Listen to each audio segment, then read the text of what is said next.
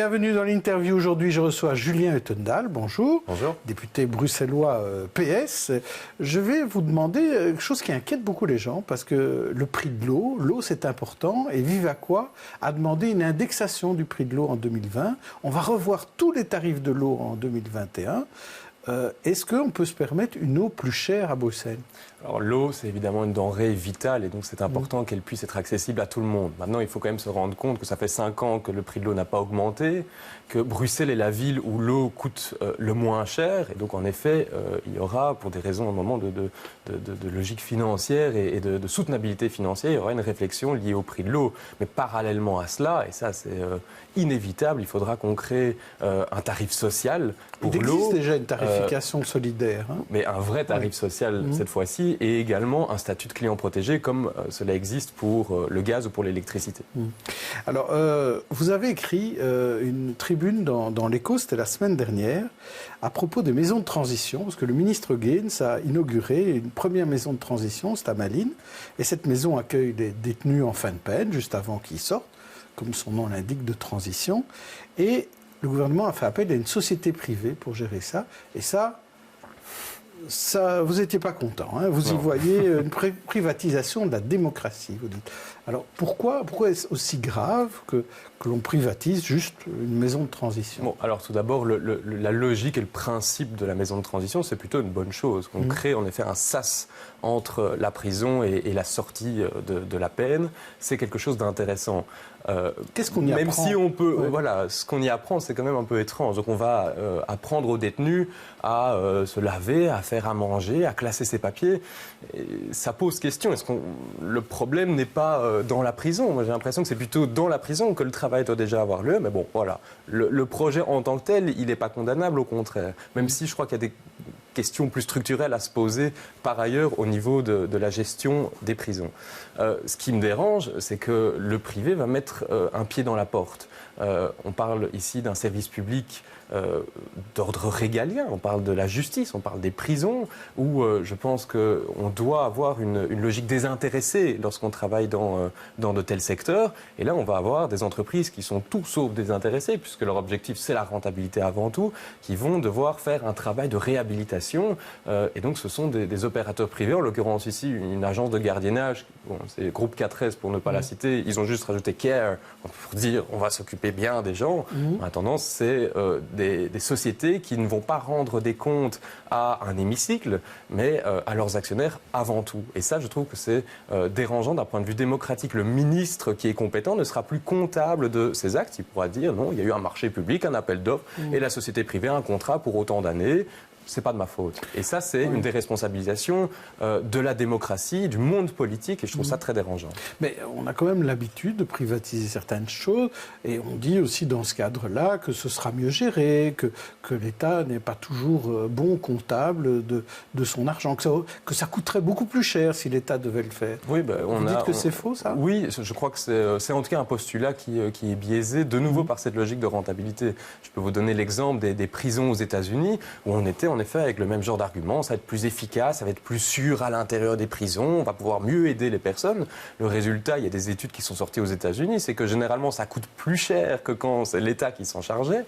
C'est moins sûr, les agressions ont augmenté de 25 à 30% dans ces prisons, et il y a un conflit d'intérêt monumental, puisque quel est l'objectif de cette entreprise qui gère une prison ? C'est de la remplir, puisqu'ils sont payés par nombre de personnes qui vivent dans la prison, aux détenus, exactement. Donc ils ne vont pas vouloir réhabiliter ces personnes. Leur objectif, c'est que ces personnes restent le plus longtemps possible et que si elles sortent de la prison, c'est pour y revenir très rapidement. Mais quand on dit qu'il faut bien manager un service public, c'est un terme que vous n'aimez pas ? Je parlerai plus d'évaluation des politiques publiques. Je pense qu'on doit avoir une remise en question permanente de la manière dont on poursuit nos missions de service public. Et évidemment qu'on ne fait pas tout parfaitement, mais je ne crois pas que juste balancer ça au privé en disant le privé fera mieux, c'est la bonne réponse, c'est la bonne solution. Alors ici, dans ce cas des maisons de transition, c'est effectivement du pouvoir régalien, donc c'est justice. Et là, vous dites au niveau de la justice, de l'intérieur, de ce domaine-là... No pasaran. No pasaran, parce que c'est logique service public contre logique marchande. Oui.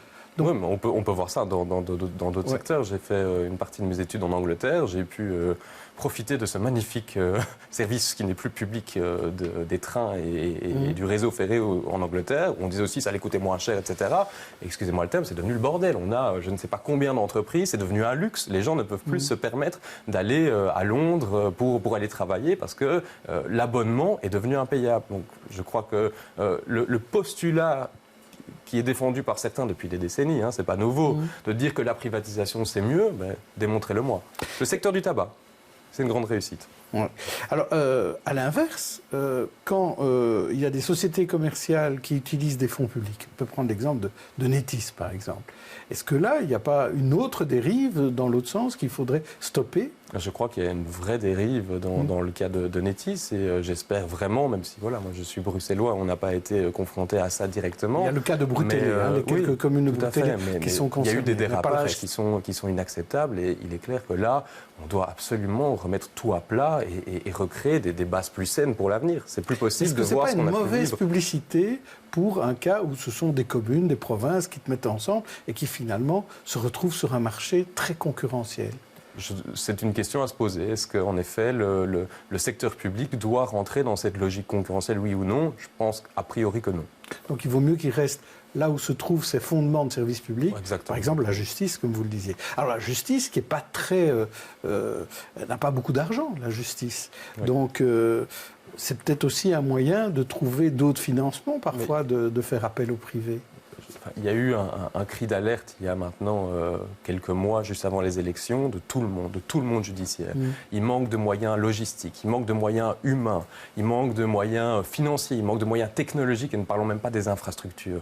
Quelle est l'image que l'on donne de notre état de droit lorsqu'on se trouve place Poulart, à la justice de paix de Saint-Josse, qui est en train de s'écrouler, au palais de justice de Namur, qu'on a dû fermer à un moment parce qu'il menaçait ruine. Quelle est l'image que l'on donne ? Quelle est l'image que l'on donne à un justiciable lorsqu'on lui dit, voilà, merci beaucoup, votre affaire, elle sera traitée en 2024, alors que c'est le quotidien de cette personne aujourd'hui qui compte pour le justiciable.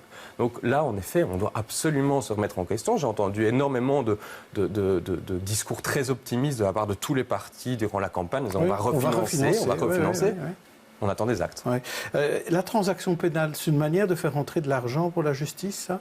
Parce qu'il y a un cas de transaction pénale, justement, on parlait de Netis avec Stéphane Moreau. Est-ce que c'est une bonne solution ? La transaction pénale, alors on parle évidemment souvent de cas de droit pénal financier où ça choque, mais à côté de ça, c'est aussi l'excès de vitesse, c'est aussi toute une série d'infractions plus mineures.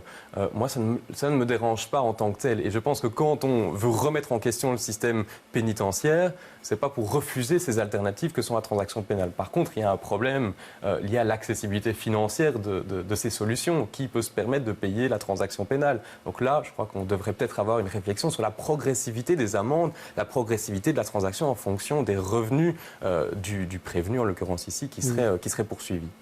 Alors, on va quitter le domaine de la justice oui, pour parler un peu du PS bruxellois. Parce que vous en êtes, Julien Tendal. Alors, il s'agit de remplacer Laurette Onkelings, vous connaissez bien, c'est votre belle-mère.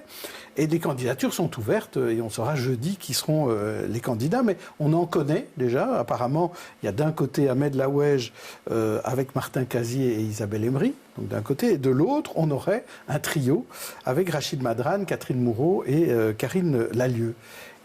Alors je vais vous proposer 3 types de réponses pour une réaction. D'abord très simple. Première réaction, mon choix est fait entre ces 2 trios. Deuxième, j'hésite. Troisième, je suis candidat. Alors, j'exclus déjà la troisième option. Calmez-vous, je ne serai pas candidat. Oui. Je vais également exclure la première parce que, comme tous les militants, finalement, j'attends de savoir quelles sont les équipes qui vont se présenter. Pour le moment, on en a une qui s'est présentée officiellement. Oui. Vous avez utilisé le conditionnel. Pour la deuxième, j'attends toujours de voir. Par rapport à la première, c'est une équipe qui me semble de très haute qualité dans ces diverses composantes. Je pense que dans chacune de ces composantes, d'ailleurs, il y a des sensibilités différentes. Et je serais très intéressé de voir quelle va être la synthèse. De laquelle, de la seule qui est candidate aujourd'hui. C'est Ahmed Laouège, Martin Casier, Isabelle Emery. Et donc voilà, c'est des gens de très haute qualité, avec des sensibilités différentes. Et maintenant, j'attends de voir le fond.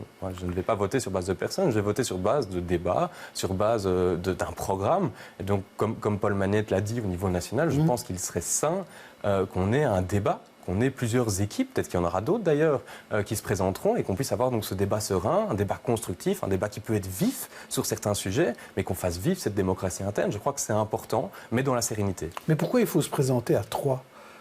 Il y a une espèce de mode, maintenant 1 ça ne suffit plus, il faut être 2 pour être coprésident d'un parti, maintenant il faut être 3 pour une fédération régionale. On avait, lors de la précédente mandature, Laurette Onkunix qui était présidente et 2 vice-présidents qui étaient Caroline Désir et Ahmed Laoueche. Donc on a une équipe, c'est plus qu'une personnalité je pense, c'est une équipe qui doit être mise en avant, mais il est clair que le capitaine de cette équipe va devoir fédérer la fédération et je crois que ça va être là tout l'enjeu. Mais quand on dit il y a des problématiques sur la définition de la laïcité, par exemple, au sein du PS bruxellois. Rudy Vervoort l'a dit, il va falloir que l'on définisse mieux ça. Vous êtes d'accord là-dessus, que ce n'est pas clair chez certains ? C'est pas clair chez certains. Je pense qu'on a eu des tensions, il ne faut pas le cacher, durant la campagne, sur une série de sujets qui ont été alimentés par ailleurs par d'autres formations politiques. Et je pense qu'on doit avoir un débat apaisé sur cette question et que l'on puisse avoir une position claire et éviter à tout prix les ambiguïtés sur de telles thématiques.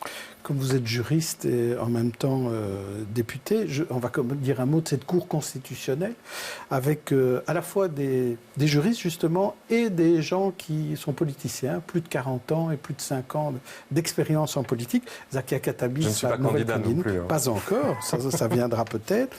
Il y a Thierry Gillet et Jean-Paul Morvan sont les autres francophones.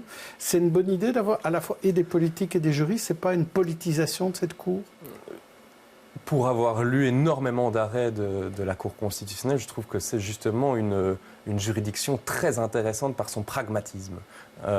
Et justement, je crois que c'est lié à la composition de celle-ci. Le fait qu'on puisse avoir à la fois des personnes de terrain, des personnes qui ont vécu finalement le débat politique, la construction des lois d'un côté, et avoir à côté de ça des juristes talentueux, je pense que ce mélange crée une jurisprudence, parce que c'est ça qui en ressort, une jurisprudence qui est très intéressante et très pragmatique, peut-être plus que d'autres juridictions suprêmes de ce pays. Alors c'est le Sénat qui désignera les remplaçants à ceux qui prennent leur retraite. Côté flamand, il y a une hésitation, parce que certains pourraient présenter un Vlaams Belang. Ça pourrait se faire, ça ? Selon moi, non. Parce que tout simplement, la Cour constitutionnelle se doit d'analyser la compatibilité d'une législation avec la Constitution, avec les droits fondamentaux. Et à partir du moment où une formation politique ne respecte pas elle-même ses droits fondamentaux de base, je ne vois pas pourquoi quelqu'un de cette formation politique pourrait s'introduire et s'immiscer dans des débats jurisprudentiels de ce niveau-là. Merci Julien Tendal. Demain, je recevrai Magali Plovy, la présidente du Parlement francophone de Bruxelles. D'ici là, bonne journée, bonne soirée à tous.